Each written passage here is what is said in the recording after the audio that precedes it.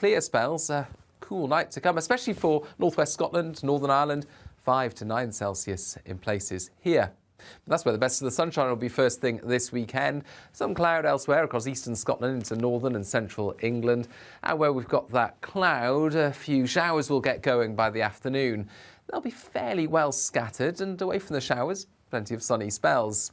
And with light winds, feeling pleasant enough in the sunshine. Temperatures up into the low to mid-20s in the south, high teens, low 20s further north. Similar conditions prevail for Sunday and, of course, Bank Holiday Monday. Plenty of sunny spells and light winds. Feeling a bit cooler on the coast, and there'll be the odd shower inland, but otherwise plenty of warm sunshine.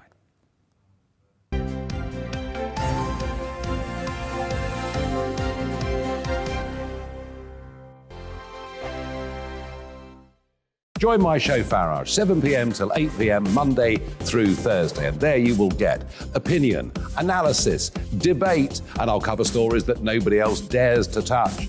You've been cancelled. Join the club. Oh my goodness me! And then for the last 15 minutes, talking pints. We're over a drink. We have a civilised conversation with someone. We very often disagree, but we do it in a grown-up way. Come and join me on Farage.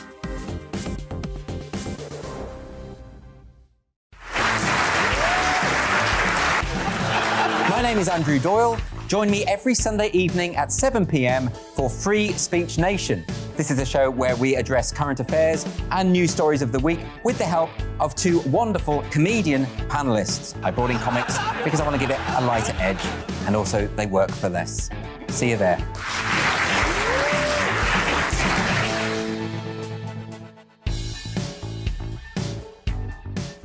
Hi there, it's Stephen and Anne.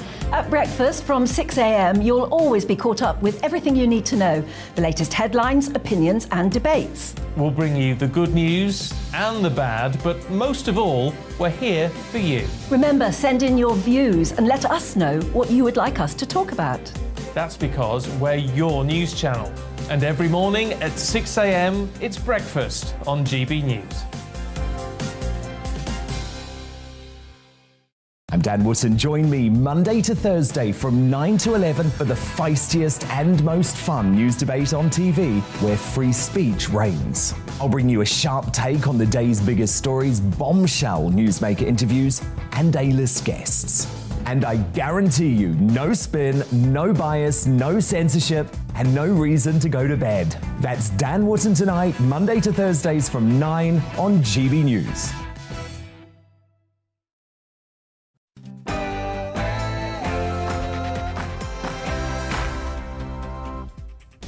Good morning, it's 9:30 and this is The Briefing on your TV, radio and online. I'm Emily Carver and I'll be bringing you the latest political and policy news from this morning's price cap announcement to the crisis in our NHS, and with a bit of levity mixed in as well. I'd like you all to join me in wishing Tom Harwood a very happy birthday. That's why it's me in the seat instead of him. He'll be back on your screens Monday morning, but first, let's go to the headlines.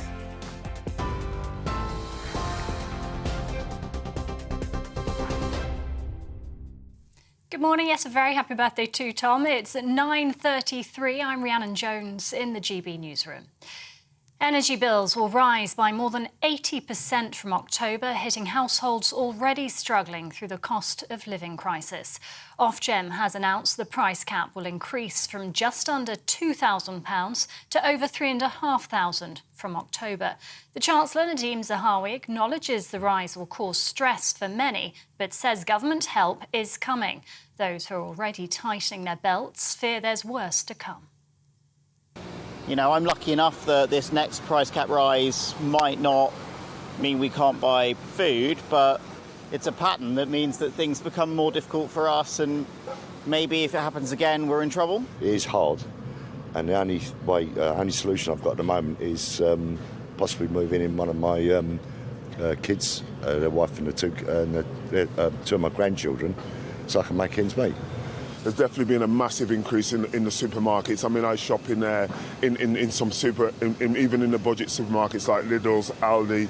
The prices have changed dramatically in the sort of like the last sort of 3 to 6 months. What I'm definitely doing is you spend on what's important. What you don't need to do, you don't do it, and try and budget as much as possible. Well, Energy and Utilities Alliance CEO Mike Foster says the government needs to offer long-term support rather than temporary solutions. This is something that households are really going to worry about until the government decide exactly what type of support it's going to give. It needs a bazooka, not a pea shooter now. We can't just tinker at the edges. The sort of increase that we've seen, nearly £1,600 increase in a typical or average household bill is too much to bear. A GB News People's poll has found the majority of Brits prefer a Labour government with Sir Keir Starmer at the helm rather than a Conservative one under Liz Truss or Rishi Sunak. The survey shows Labour holds a 14% lead over the Tories. The findings, conducted by People Polling, also reveals the word that comes to mind the most about Tory leadership frontrunner Liz Truss is untrustworthy. And Royal Mail workers have walked off the job in a dispute over pay. It's the first of 4 days of industrial action, with strikes also being held on the 31st, as well as next month on the 8th and 9th. Royal Mail has warned letters won't be delivered and some parcels will be delayed. The Communication Workers Union's demanding a pay rise that better reflects the current rate of inflation. TV online and DAB Plus radio, this is GB News Now. It's back to the briefing with Emily.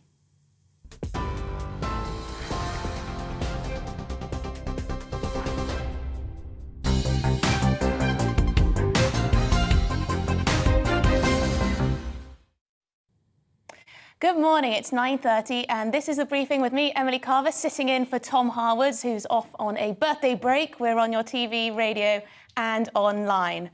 Sobering news this morning for all of us, really, as the country awakens to a new energy price cap. Ofgem, the regulator, has announced the energy price cap will increase from the current £1,971 to £3,549 from October the 1st. The industry regulator has told households to brace for those higher bills this autumn and winter, while imploring the next Prime Minister to take urgent action. So let's get stuck into what all of this means for you at home, for the new government, and of course for domestic energy security. I'm joined by nuclear policy and power market analyst Malcolm Grimston. Hi, Malcolm. Hi, Malcolm. Thanks for joining me. Can you just very briefly explain why energy bills are going to rise so sharply? We had a tsunami of all sorts of factors coming at the same time. Firstly, the world is recovering from the COVID recession. That means we're using more energy as a world.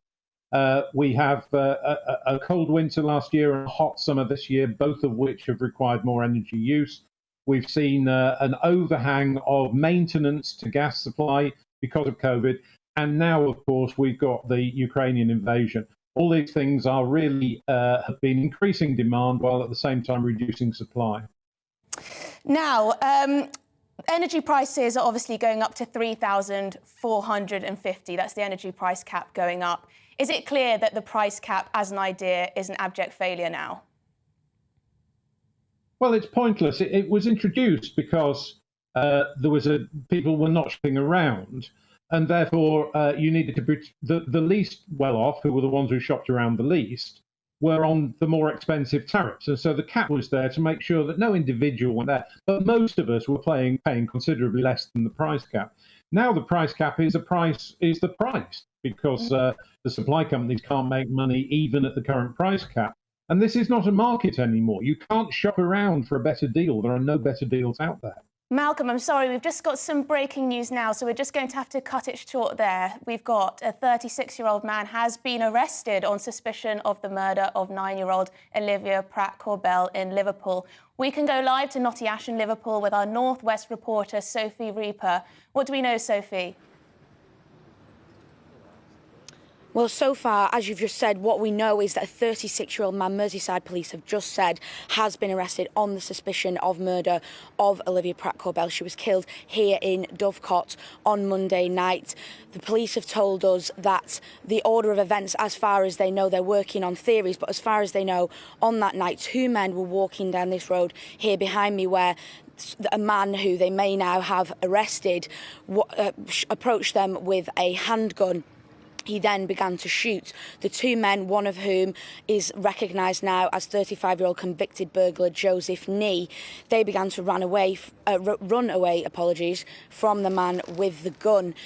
One of the men, Joseph Nee, then sought refuge in the house of Olivia Pratt-Corbell. Her mother, Cheryl, tried to close the door from the man, but he was able to get a gun past the door. He then fired. He hit Olivia's mum, Cheryl, in the wrist. He then hit Olivia in the chest. That shot proved fatal to her, and he was then able to hit Joseph Nee with 2 bullets. Joseph Nee was then a little later taken to hospital by a car that we now know to be a black Audi Q3. Police have that vehicle. Now, of course, this is one of 3 murders that has taken place as a result of gun violence in Liverpool in the last week. Yesterday, we heard from Olivia's family for the first time in an official statement. They said that we as a family are heartbroken and have lost a huge part of our life. If anyone knows anything, now is the time to speak up. It's not about being a snitch or a grass. It's about finding out who took our baby away from us.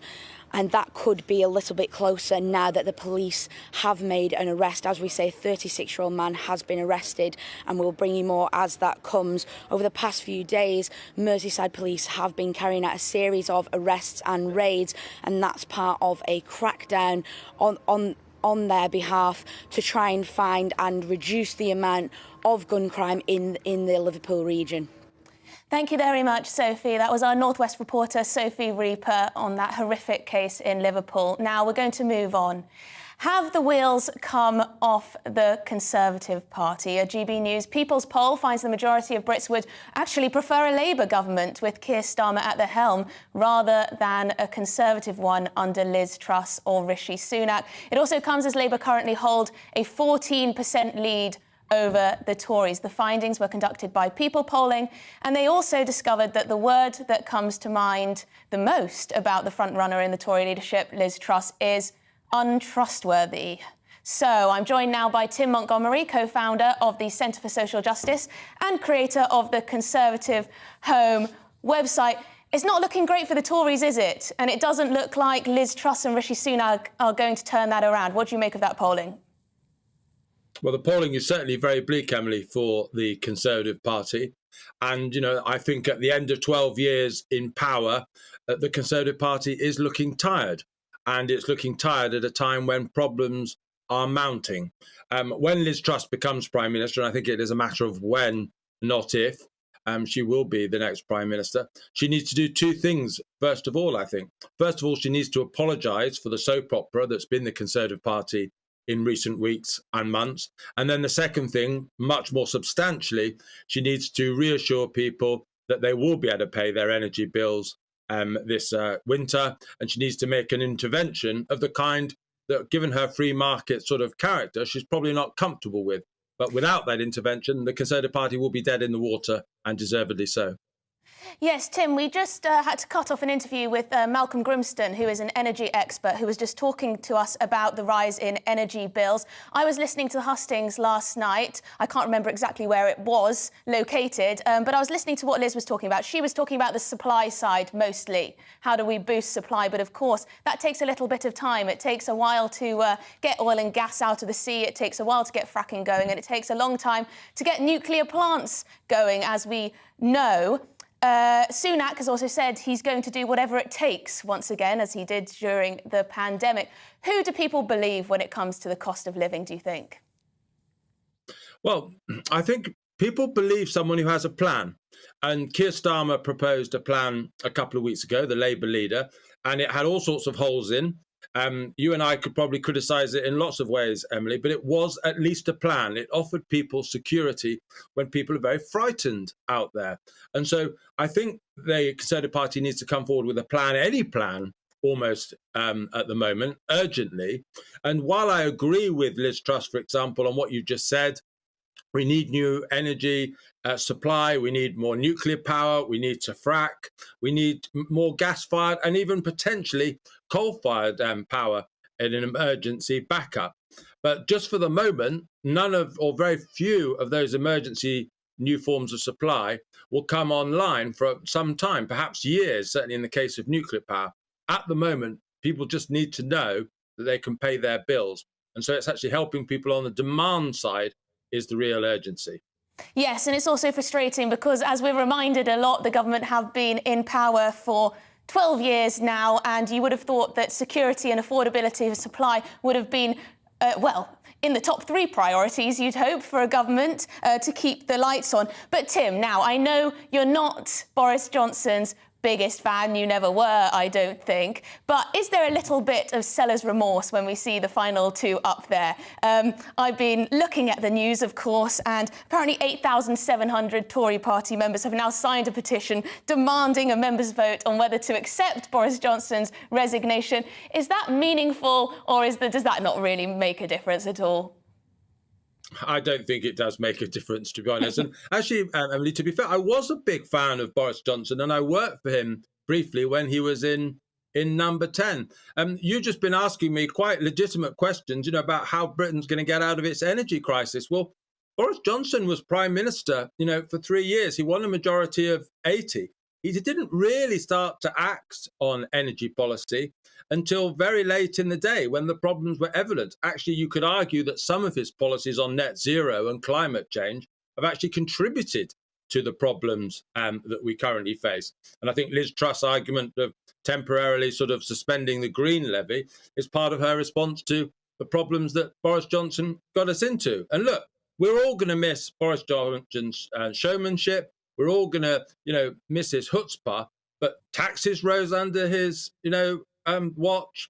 And we've had the Channel Crossings fiasco continue under his watch. We've had the energy crisis. I could go on. Although he was a good entertainer, actually the problems that are mounting across this nation all took place under his watch. And I think if he had persisted in power, I think there wouldn't have been much happiness. And at least with a new leader, a new prime minister, we do have an opportunity for a fresh start. But yes, a daunting inbox for that new prime minister. I guess you can only dine for so long off getting Brexit done. Tim, thank you very much. Of course, Brexit wasn't quite done. Not quite done. It's a work in progress, I'd say. Thanks, Tim, for joining me. That was, of course, Tim Montgomery, co-founder of the Centre for Social Justice, creator of Conservative Home, and also, I believe, a senior contributor here at GB News. Now, we're going to move on to the National Health Service, which seems to be in constant crisis. Health Secretary Steve Barclay was yesterday heckled by a woman outside Moorfields Eye Hospital, a very angry member of the public in London, over the government's record on ambulance delays and waiting times. That plan for jobs has protected. Are you going to do businesses. anything about the ambulances waiting and the people dying out? Well, don't you think 12 years is long enough?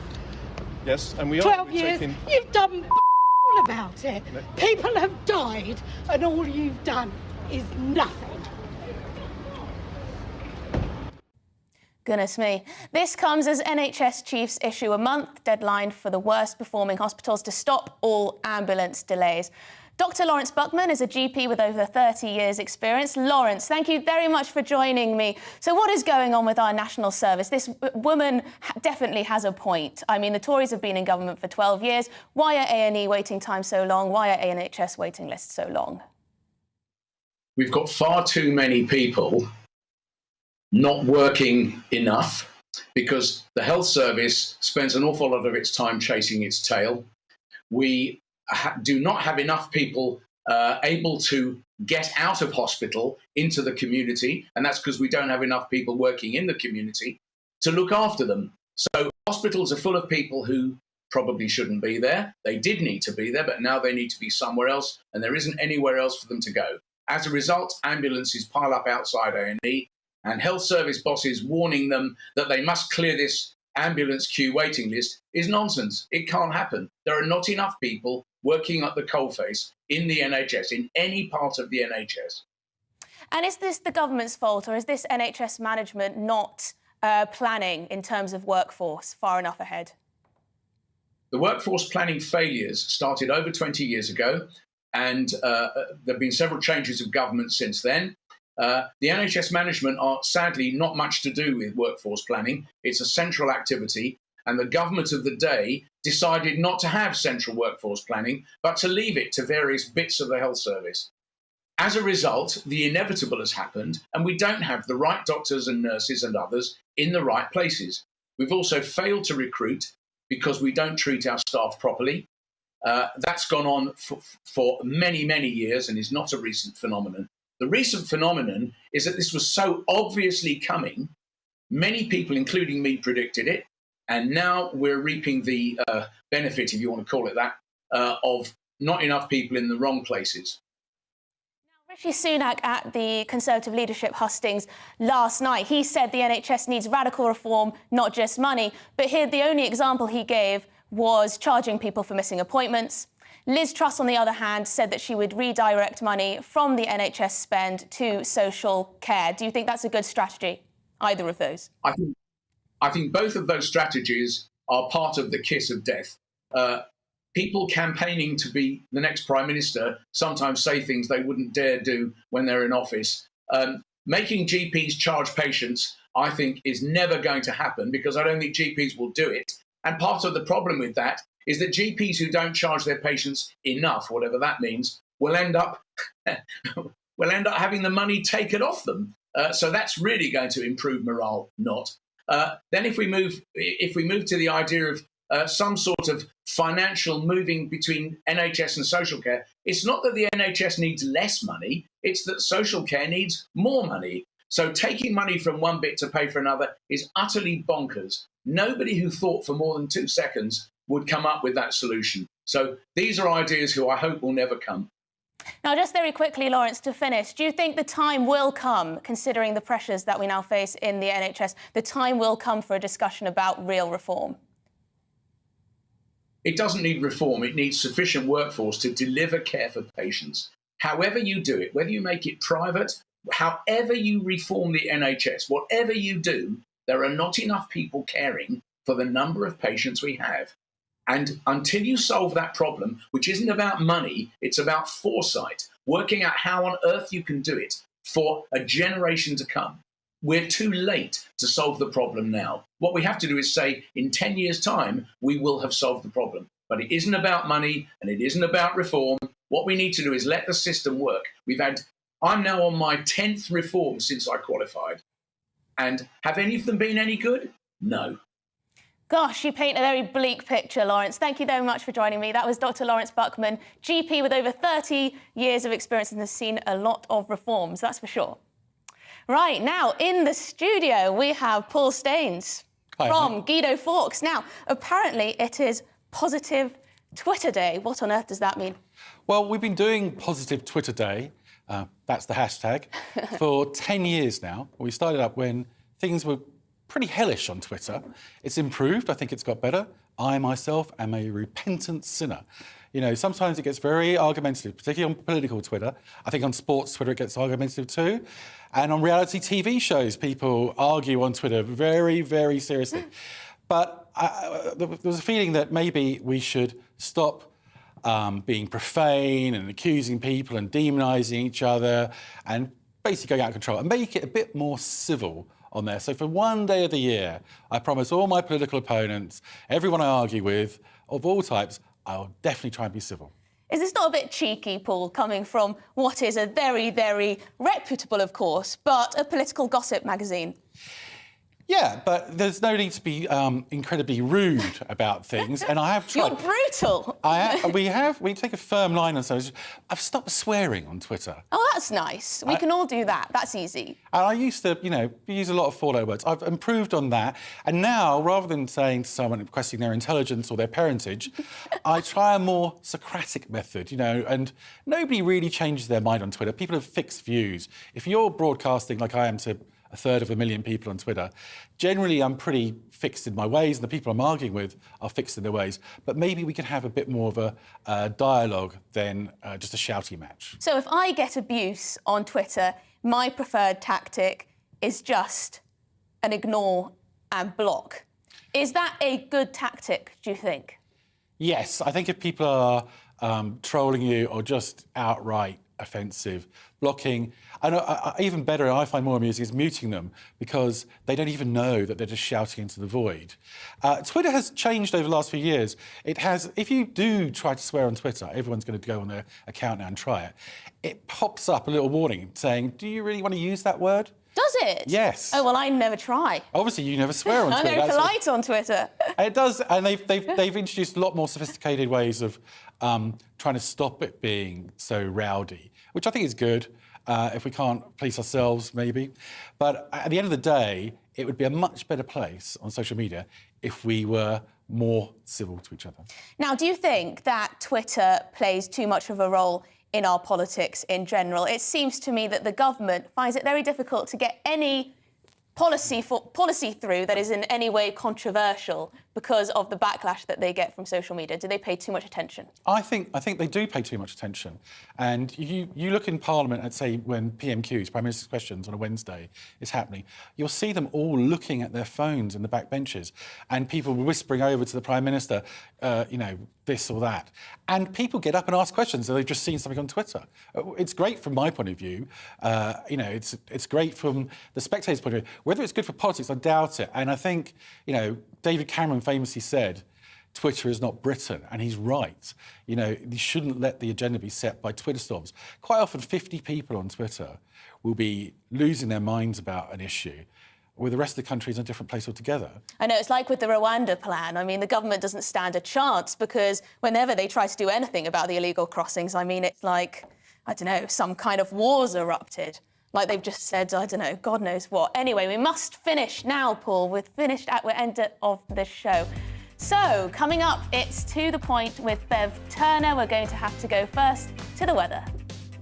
Hello, a very good morning to you. I'm Aidan McGivern from the Met Office. A very different start to the day in the southeast. It's sunnier, it's drier, but it's also cooler. Sunny spells elsewhere as well, but also some showers developing. Actually, those showers are associated with a little feature, an occluded front that is now moving into western parts of the UK, bringing a lot of cloud cover and some outbreaks of rain. Those outbreaks of rain will turn more showery by the afternoon, but they'll be focused across central and southern Scotland, Northern Ireland, into parts of northern and western England, as well as Wales. So if you're in one of these areas, expect some rain or showers through the morning and into the afternoon. The showers pepping up a bit across southern Scotland, the far north of England later. Northern Scotland, meanwhile, drier and brighter, some sunshine here and some sunshine for the Midlands, East Anglia and the southeast, where it will be cooler, less humid compared to recent days, but still 24, 25 Celsius, 18 to 21 for Scotland, Northern Ireland, Northern England, and for Wales and the southwest, low 20s.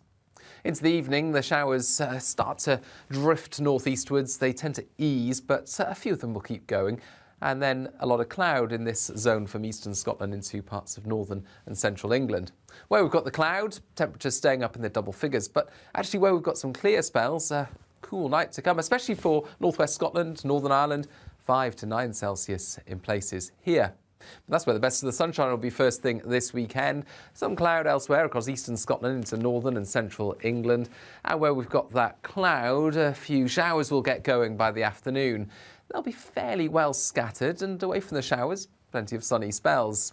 And with light winds, feeling pleasant enough in the sunshine. Temperatures up into the low to mid-20s in the south, high teens, low 20s further north. Similar conditions prevail for Sunday and, of course, Bank Holiday Monday. Plenty of sunny spells and light winds. Feeling a bit cooler on the coast, and there'll be the odd shower inland, but otherwise plenty of warm sunshine.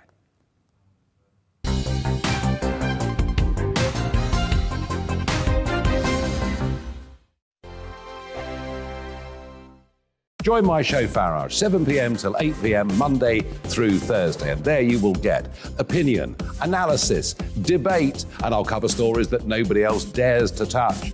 You've been cancelled. Join the club. Oh my goodness me. And then for the last 15 minutes, talking pints. We're over a drink. We have a civilised conversation with someone. We very often disagree, but we do it in a grown-up way. Come and join me on Farage.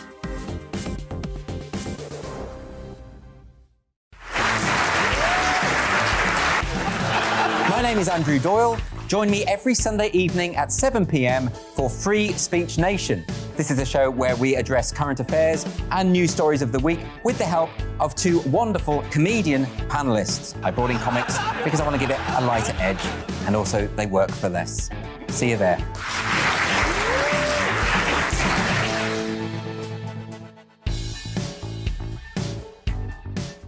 Hi there, it's Stephen and Anne. At breakfast from 6 a.m, you'll always be caught up with everything you need to know, the latest headlines, opinions and debates. We'll bring you the good news and the bad, but most of all, we're here for you. Remember, send in your views and let us know what you would like us to talk about. That's because we're your news channel. And every morning at 6 a.m, it's breakfast on GB News. I'm Dan Wootton. Join me Monday to Thursday from 9 to 11 for the feistiest and most fun news debate on TV, where free speech reigns. I'll bring you a sharp take on the day's biggest stories, bombshell newsmaker interviews, and A-list guests. And I guarantee you, no spin, no bias, no censorship, and no reason to go to bed. That's Dan Wootton Tonight, Monday to Thursdays from 9 on GB News.